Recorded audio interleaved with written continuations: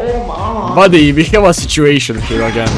Welcome to Little Company. I'm sure you have heard of this game by now, cause holy hell, it's been climbing those charts faster than the COVID-19 numbers did like 8 years ago. Anyways, the whole point of this game is that you go inside a facility, navigate a series of challenges such as monsters, all whilst collecting junk you'll sell for money and blah blah blah blah. One could talk about this game for hours, but today my goal is to talk about this game's monsters and rank them on how scary they are, cause oh boy, they sure thing are. Anyways, I don't wish to yap about this intro stuff any longer, so let's get right into it. Okay, firstly we have the baboon hub. This motherfucker is the best described as that one cousin at the family dinner nobody talks to. They serve zero purpose except for being annoying as fuck and making your life harder. They usually appear on these moons and generally shouldn't be too much of an issue for the average player, as they are naturally neutral and will only attack when provoked. So this guy, not scary at all, since if something is truly scary, you shouldn't have a burning desire to beat the living fuck out of it and its family. So this one goes to scary for first timers, as until you learn how pathetic they are, they can seem quite menacing. Like you will think it's gonna pull some trick on you, but nope, they're just pieces of shit. Anyways, after this disappointment, I'm really hoping I'll have some nicer words for our next candidate. This guy is the perfect nightmare fuel for once again first timers. Like once you start playing the game and see fucking eyes in the darkness staring at you, you're gonna be like... Not to mention, its way of killing is also rather horrific, as it stalks you until eventually snapping your neck. Anyways, I absolutely love the design and concept of this monster, but once you gain a few hours in the game and learn how he works, he just becomes irrelevant, as avoiding him is ultra easy. So just like the kangaroo on steroids, this guy goes to the scary for first timers category. Next is the funny spider. Now this is probably one of the most basic monsters you'll encounter during your runs, as it works just as you will think it does. If it sees you, it's gonna chase and kill you, no tricks or strings attached, well, except for its webs. At the start of the round, he places them around certain parts of the map. If you step in them, they will slow you down and alert him of your position. But other than that, avoiding this guy is as easy as it gets. I mean, don't get me wrong, even the most simple things can still be scary as fuck. Like sometimes you can just be chilling and you hear its ultra fast but loud footsteps getting closer. So it most certainly can and will make you shit yourself, especially when you don't know what you're doing. Not to mention that after it kills your friends, it wraps them up and hangs them on the ceiling. Yeah. Certainly not the scariest folk, but unlike the previous monsters, its sheer presence can still cause anxiety and present danger. So that's why some intermediate players like me can still find him very scary even after plenty of encounters. So he goes to the occasional scares category. Next is the coilhead. Now as a veteran SCP games player, I'm very much used to the concept of staring at something in order for it to not move. Like literally after thousands of hours, I feel like I have developed a third sense for navigating whilst going backwards. And even though that makes him less threatening for me, it doesn't make him any less terrifying. Like this guy is straight up a menace. Like his moving sound effects make me jump literally every time. What? And oh boy, when there's multiple of them, my anxiety levels go through the roof. Especially when I'm micromanaging another 3 monsters at the same fucking time. Now if this was a single player game, this guy will be on top of the list, but when you got 3 other people to confront you as you cry, he's more of an annoyance than a scary threat. So that's why he goes into the occasional scares category, as if the circumstances are right, this guy will make you shit your pants. Now we have this thing. Oh, hell no, man. What the fuck? The Thumper. I really don't know how to describe this guy, like, just look at him. He looks as if a handicapped man had an intercourse with a Clash of Clans goblin and then their child lost half of its body and hearing. All this shit aside, the Thumper is one terrifying and deadly monster. It moves ultra fast, so if it catches sight of you, escaping will be really hard. Though, do you wanna know what else gets really hard when you click that subscribe button?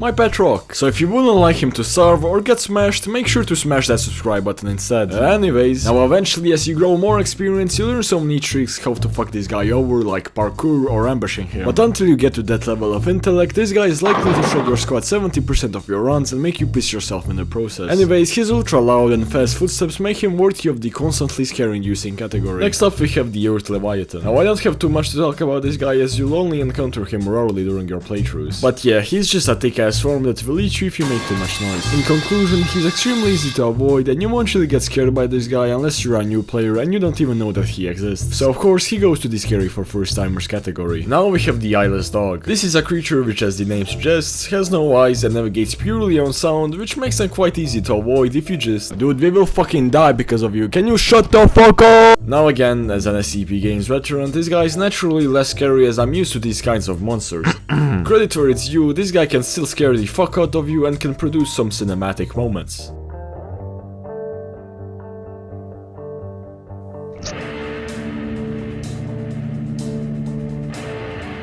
You won't encounter this guy too often, especially if you don't stay on the ship as he only spawns on certain planets. However, if you are the person who stays at the ship, your job just got much more exciting. As besides needing to navigate your dumbass friends who will do the most riskiest shit and then blame you for not teleporting them, you also need to play FNAF. Amazing, right? Honestly, it ain't that scary, as if you just walk slowly and shut the fuck up, all of your issues get solved. But if you are completely clueless of his existence, he can and will catch you off guard. So again, easy to avoid, but will give you an occasional scare every now and then. The Forest Keeper. This guy may appear menacing at first, but in reality he serves zero purpose and is just annoying as fuck. He has no special mechanics, so just stay away from him and you should be fine. Just like the baboon hawks, not scary, just so fucking annoying. Like, I just love chilling with a shit ton of loot and then this goober with no friends or family walks up, grabs me and puts me in his fucking mouth. Yeah, you get the point. Fuck you, not scary category. Anyways, next up we have...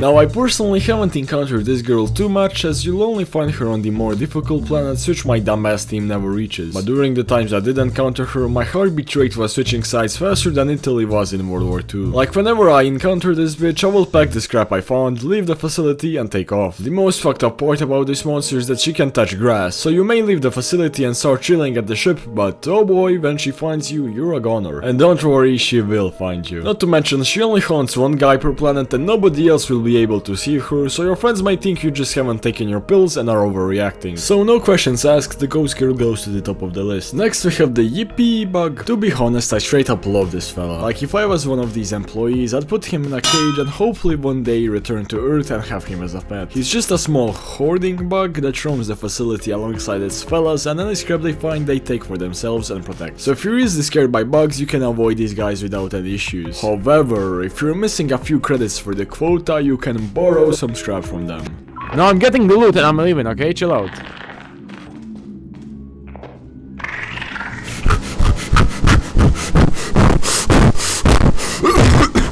It's so heavy!